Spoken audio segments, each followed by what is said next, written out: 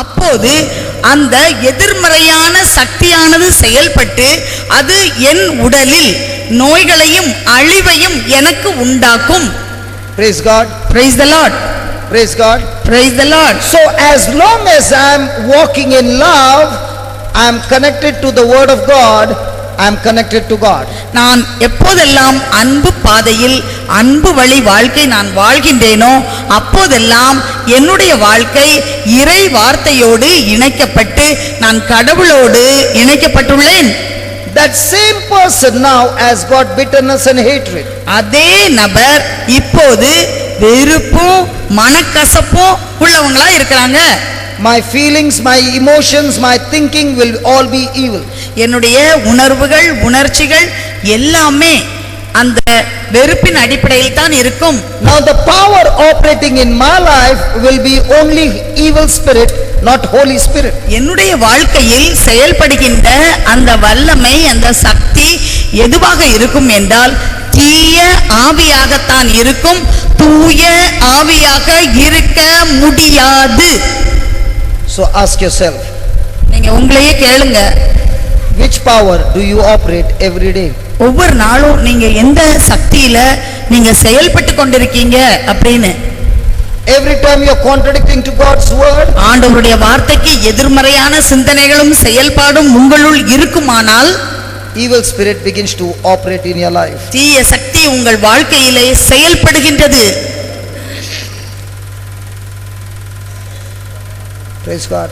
Praise the Lord. Are you understanding? புரிஞ்சுதா உங்களுக்கு? So who is destroying your life? யார் உங்க வாழ்க்கையை பலெடுத்து கொண்டிருக்கிறாங்க?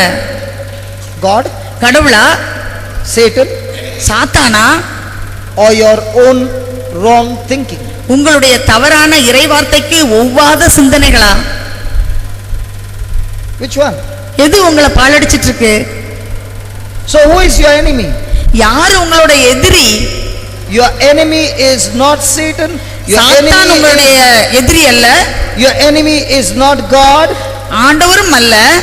Your enemy is your own negative, carnal, fleshy, most low, dirty thinking. உங்களுடைய எதிரி யார் என்றால் ஊனியல்புக்கு ஒத்து போகின்ற மிகவும் கீழான உலகத்திற்கு அடுத்த சிந்தனைகளும் செயல்பாடுகளும். God's word says God's thoughts are higher than the heavens. ஆண்டவருடைய எண்ணங்கள் விண்ணை காட்டிலும் உயர்ந்தது என்று இறைவார்த்தை சொல்கின்றது. So the word of God, when you bring your thoughts in line with word of God, your thinking is very high, your thinking is godly. நீங்கள் உங்கள் சிந்தனையை இறைவார்த்தைக்கு ஒத்த சிந்தனையாக கொண்டு வரும்போது அந்த சிந்தனை இறைவனுடைய சிந்தனையை போல மிகவும் உயர்ந்ததாக, இறைவனுக்கு ஒத்ததாக, இறைவனுடைய எண்ணங்களைப் போல் இருக்கின்றது. But the moment your thinking contradicts to God's word, your thinking is most low, it is ungodly, it is unholy, and it is totally destructive. It will always, always, always, always kill you and destroy you. ஆனால் உங்களுடைய சிந்தனைகள் இறைவார்த்தைக்கு ஒவ்வாத சிந்தனைகளாக இருந்தால் அந்த சிந்தனைகள் மிகவும் கீழான அழிவுக்கு இட்டு செல்லக்கூடிய சிந்தனைகளாக இருக்கும். அத்தகைய சிந்தனைகள் உங்கள் வாழ்க்கையில் அழிவையே கொண்டு வரும்.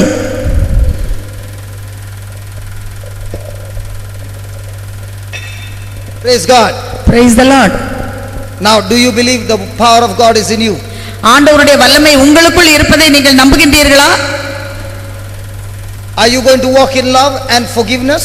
நீங்க அன்பு பாதையிலே உங்க வாழ்க்கையை அமைத்துக் கொண்டு நீங்க மன்னிக்க போறீங்களா? Let me give an example, then we will go to this and then the healing. நான் உங்களுக்கு ஒரு உதாரணம் சொல்லிட்டு அதுக்கப்புறம் ஹீலிங், நமக்கு குணமளித்தல். Do you have a cupboard at home? Cupboard where you உங்க வீட்ல ஒரு இது வச்சிருக்கீங்களா? சவர்ல இருக்கிற அலமாரி. All you wonderful sisters who you got saris, do you put the saris on the hanger? அவங்க சாரி எல்லாம் ஹேங்கர்ல விட்டு உங்க அலமாரியில தொங்க விட்டுருக்கீங்களா?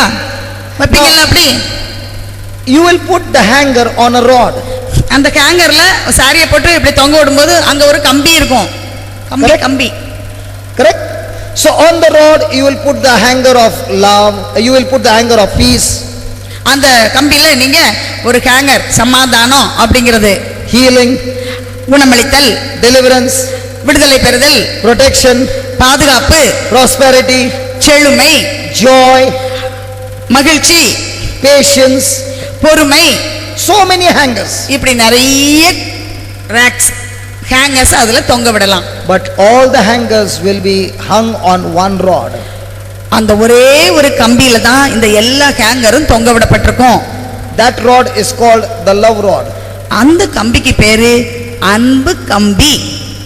The moment a person walks out of love into hatred and unforgiveness, all these things which were operating in your life, they all fall down.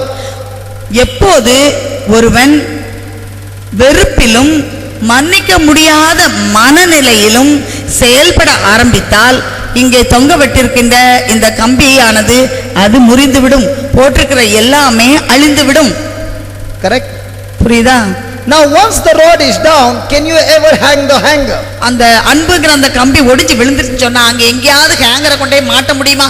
மகிழ்ச்சியை மாட்ட முடியுமா? பொறுமையை மாட்ட முடியுமா? சமாதானத்தை மாட்ட முடியுமா? So when the love rod is not there, no healing is coming. அன்பு கம்பி என்று சொல்லக்கூடிய அந்த ராடு, அந்த கம்பி உங்கள்கிட்ட இல்லைன்னு சொன்னா எங்க இருந்து குணமளித்தல் வரும்? எங்க இருந்து சுகம் வரும்? No healing, ஒரு குணமளித்தலும் இருக்காது, no deliverance, ஒரு விடுதலையும் கிடைக்காது, no peace, ஒரு சமாதானமும் இல்ல, no joy, ஒரு மகிழ்ச்சியும் இல்ல, no faith, ஒரு நம்பிக்கையும் இல்ல, no financial blessing, ஒரு பண பிரச்சனையிலிருந்து விடுதலை இல்ல, no protection, ஒரு பாதுகாப்பு இல்ல, total destruction. வாழ்க்கை முழுவதுமே அழிவு. Only when you fix the rod back, நீங்க திரும்பவும் அந்த அன்பு என்ற அந்த கம்பியை அதுல ஒழுங்கா சொருகி வச்சாதான் then everything will begin to operate. எல்லாத்தையும் அதுல தொங்க விட்டு உங்களுக்கு எல்லாமே கிடைக்கும். So what is the devil going to do? சாத்தான் என்ன செய்ய போறான்? Will he come and attack your healing? உங்களுடைய உடல் சுகத்தை அவன் வந்து தாக்க போறானா? Will he attack your protection? உங்களுடைய பாதுகாப்பை அவன் குலைக்க போறானா? He will not attack any of those hangers. அவன் எதையுமே மத்த எதையுமே தொடுறதில்ல. His attack is only on one thing, love. அவனுடைய தாக்குதல் எதுவாக இருக்கும்? அன்பு. அன்பு செய்யாமல் நம்மை பார்த்துக் கொள்வான். If he can get misunderstanding between the spouses, then he has destroyed that marriage, and through the marriage he has destroyed the children, he has destroyed the parents, he has destroyed the brothers, he has destroyed the sisters, he has destroyed the whole household by destroying love. கணவன் மனைவிக்கு இருக்கக்கூடிய அன்பை குலைக்கும் வேளையில் சாத்தான் ஈடுபட்டால் அங்கே கணவன் மனைவிக்கு இடையிலே மனஸ்தாபமும் சண்டையும் பிரிவும் ஏற்படுகின்றது. குழந்தைகளுக்கு இடையிலே சண்டை ஏற்படுகின்றது, வருத்தம் ஏற்படுகின்றது. அந்த கணவன் மனைவியுடைய பெற்றோர் அந்த குடும்பங்களிலே பாதிப்பு, அவர்கள் உடன் பிறந்தவர்கள் இடையிலே பாதிப்பு, இரண்டு குடும்பத்துக்கும் இடையிலேயே அங்கு மனஸ்தாபமும் பாதிப்புகளும் ஏற்பட்டு மொத்தத்தில் எல்லாருமே பாதிக்கப்படுகின்றார்கள். Did you understand? புரியுதா? Hello, did you understand? So very very very very important is your love walk with one another. மிக மிக மிக மிக முக்கியமானது என்ன என்றால் ஒருவருக்கொருவர் அன்பாக நாம் வாழுவது. How many people in the church do you find are walking in love, and how many people in the church you find who are not walking in love but standing here and praying to God and asking him, God bless me. Listen, you are out of love, you are not walking in love. No matter how much you pray, it's not going to work. You are disqualified. எத்தனை பேர் அன்பான ஒரு வாழ்க்கையை நீங்கள் இருக்கக்கூடிய இந்த ஆலயத்திலே உங்கள் வாழும் இடத்திலே நீங்கள் காண்கின்றீர்கள்? எத்தனை பேர் அன்பாக இல்லாமல் இருப்பதை நீங்கள் காண்கின்றீர்கள்? அப்படி அன்பாக இல்லாதவர்கள் ஆலயத்திலே வந்து மணிக்கணக்காக அவர்கள் ஜெபித்து என்னை குணப்படுத்தும், என் பிரச்சனைக்கு தீர்வு வேண்டும் என்று கேட்டால் அது ஒரு நாளும் நடைபெறாது, செயல்படாது. ஏனென்றால் அன்புக்கு எதிரான எதுவுமே நீங்கள் அன்புக்கு எதிரான வாழ்க்கையில் நீங்கள் எதையும் பெற்றுக்கொள்ள முடியாது. lift your hands up. எத்தனை பேர் எனக்கு சுகம் இல்லை, எனக்கு சுகம் வேணும் அப்படின்னு நினைச்சிட்டு வந்திருக்கீங்க? அவங்க எல்லாம் கரங்களை உயர்த்துங்க. யாருக்கெல்லாம் எனக்கு சுகம் வேணும் அப்படின்னு நினைக்கிறீங்களோ அவங்க கரங்களை உயர்த்தி காட்டுங்க. Okay, put your hand down. கரங்களை கீழே போடுங்க.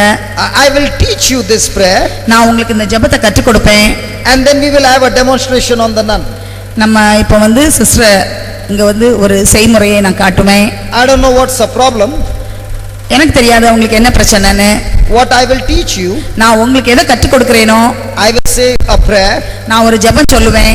She will be healed. அவங்க சுகமாவாங்க. Then you also can say a prayer to your neighbor who is lifted the hand up. யாரு கையில தூக்கி இருக்காங்களோ அதுக்கு பக்கத்துல இருக்கவங்க அவங்களுக்காக நீங்க ஜெபிக்கணும். You can understand and study that prayer. நீங்க இந்த ஜெபத்தை நல்லா புரிஞ்சுக்கிட்டு அதை படிச்சுக்கிடணும். Then you can get everything from heaven through that prayer. அந்த ஜெபத்தின் மூலமாக விண்ணகத்திலிருந்து நீங்கள் எல்லாவற்றையும் பெற்றுக்கொள்ள முடியும். Ready? ரெடியா? Ready? ரெடியா? The Bible says in Mark 11:12. I'm not going to read the Bible. I'm just going to say it in a story form. பைபிளிலே மார்க்கு சுவிசேஷம் 11ஆம் அதிகாரம் 12வது வசனம் இவ்வாறு சொல்கின்றது. Jesus is going out of Bethany. பெத்தானியில் இருந்து ஆண்டவர் இயேசு சென்று கொண்டிருந்தார். And on the way he is hungry. வழியிலே சென்று கொண்டிருக்கும் போது அவருக்கு பசி எடுத்தது. So he looks at a fig tree from a distance covered with leaves. தூரத்திலே ஒரு அத்தி மரம் நன்றாக இலைகளோடு இருப்பதை அவர் காண்கின்றார். He looks at a fig tree from a distance covered with leaves. தூரத்தில் வரும்போது தொலைவில் இருந்து இலைகள் அடர்ந்த ஒரு அத்தி மரத்தை அவர் கண்டார். So let's say this tree is a fig tree. இங்க இருக்கிற இதுதான் அத்தி மரம். Okay? சரியா? And this tree is covered with leaves. இந்த மரத்துல நிறைய இலை இருக்குது. Then the Bible says, Bible சொல்கின்றது, Jesus came to it ஆண்டவர் அந்த மரத்தின் அருகில் வந்தார். and began to look for figs. அவர் அந்த மரத்தில் அத்தி பழங்களை தேடினார். He did not find figs. அங்க ஒரு அத்தி பழத்தையும் காணவில்லை. Because it was not the season for figs. ஏனென்றால் அது அத்தி பழம் பழுக்கும் காலம் அல்ல. Now watch this. கவனிங்க. The Bible says, பைபிள் சொல்கின்றது, Jesus answered.